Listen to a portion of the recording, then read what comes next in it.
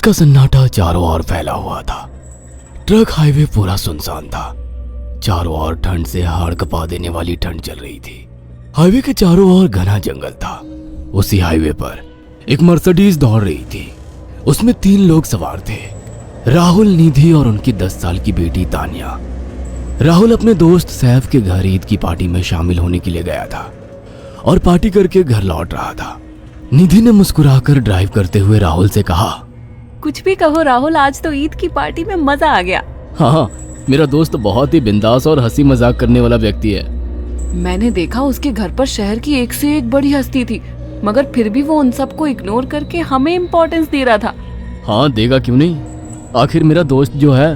सच में राहुल, अमेरिका से इंडिया लौटकर बहुत अच्छा फील हो रहा है। वैसे तुम्हारा दोस्त सचिन अभी तक नहीं आया अमेरिका से? निधि की बात सुनकर राहुल चौंक कर बोला, ओह शिट यार, उसका फोन आया था कि वो इंडिया आ रहा है। उसने बोला था कि मुझे एयरपोर्ट पर पिक कर ले। निधि बहुत नाराज होगा वो। कोई बात नहीं, उससे बोल देना कि तुम्हें बिल्कुल याद नहीं रहा, और फिर तुम्हें सैफ की इनवाइट की हुई ईद पार्टी में भी तो शामिल होना था। निधि ने इतना बोला ही था कि उसकी बेटी तानिया ने अपनी माँ की ओर देखकर कहा, मुझे भूख लगी है माँ, और प्यास भी। तानिया की बात पर निधि ने बुरा सा मुंह बनाकर उसकी ओर देखकर कहा, पार्टी में तो इतना खाया था तुमने, फिर भी भूख लगी है? निधि की बात पर तानिया ने मासूम सा चेहरा बनाकर कहा, कोई बात नहीं मम्मी, मुझे पानी ही पिला दीजिए। कितनी बार बोला है मुझे मम्मी मत बोला करो। पानी अभी नहीं है, आगे जाकर कोई शॉप पड़ेगी तो बोतल खरीद के दे दूंगी।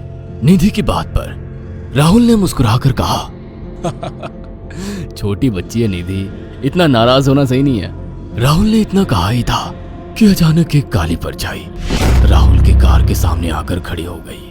राहुल के पैर अचानक ब्रेक पर पड़ गए। गाड़ी तेज रफ्तार में थी। ब्रेक अचानक लगने से पलटते पलटते बाल बाल बची थी। राहुल के चेहरे पर भयानक ठंडी में भी पसीने की बूंद टपकने लगी। वो दोनों कार से बाहर निकल आए। निधि ने डरते हुए कहा, आखिर कौन था ये? ऐसा लगा जैसे कि कोई भयानक काली परछाई मेरे कार के सामने आकर खड़ी हो गई हो। वो दोनों काली रात के सन्नाटे में इधर उधर देखने लगे।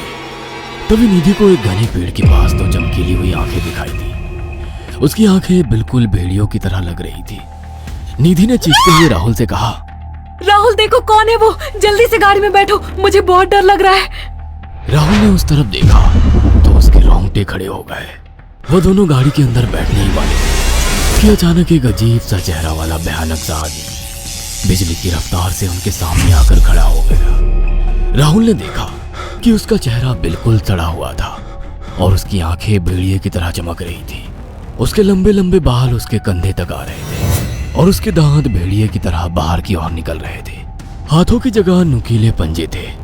राहुल को देखकर अजीब से अंदाज में हंसने लगा, मगर जैसे ही राहुल की नजर उसके कपड़ों पर गई, राहुल की आंखें फटी की फटी रह गई। वो हकलाते हुए बोला, भाईजान, भाईजान, मुझे माफ कर दो, मुझे छोड़ दो। राहुल ने इतना कहा ही था कि अचानक उस अजीब से दिखने वाले भयानक आदमी ने अपने पंजों से राहुल की गर्दन कसकर पकड़ ली और एक ही सेकंड में उखाड़ कर जमीन पर फेंक दी। राहुल के धड़ से लाल रंग का खून का फुहारा फूट पड़ा।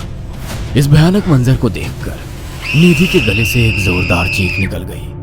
निधि इससे पहले भागती कि अचानक उस भयानक दिखने वाले आदमी ने निधि को पकड़ लिया और अपने नुकीले पंजे उसके पेट में गड़ा दिए और उसकी अतड़ियां बाहर निकाल दी।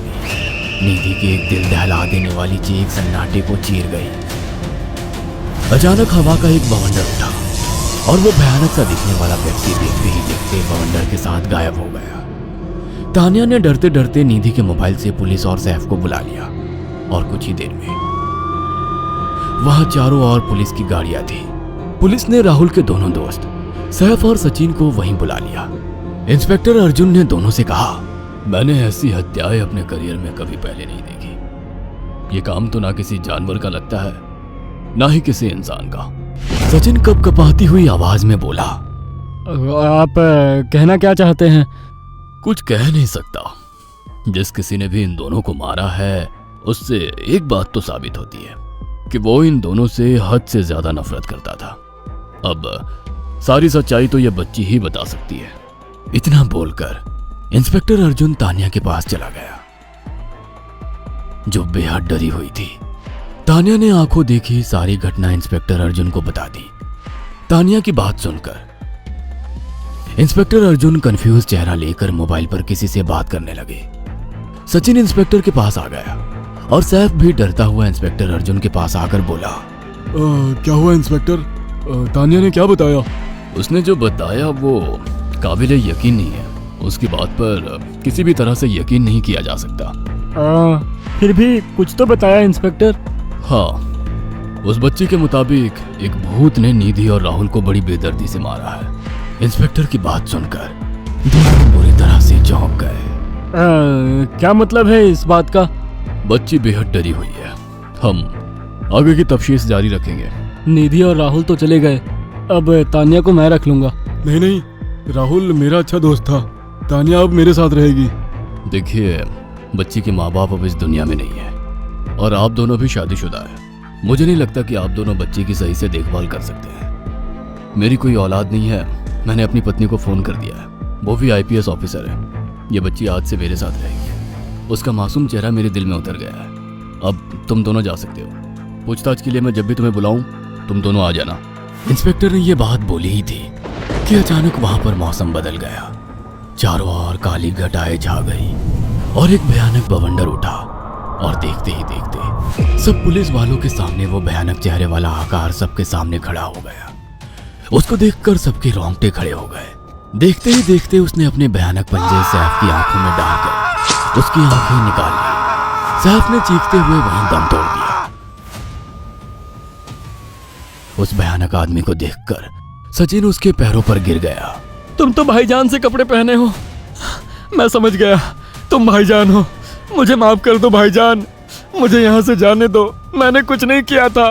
वो भयानक चेहरे वाला गुर्राते हुए बोला, बता इन सबको कि ये सब इतनी भयानक मौत क्यों मरे। सचिन दौड़ता हुआ इंस्पेक्टर अर्जुन के पास गया और बोला, मैं जानता हूँ इसने इन तीनों को क्यों मारा। इसका नाम भाईजान था। जब ये जिंदा था ये किसी का भाई किसी की जान था। बहुत साल पहले ये हम सबका बहुत अच्छा गहरा दोस्त और बिजनेस पार्टनर था। ये सबकी बहुत मदद किया करता था।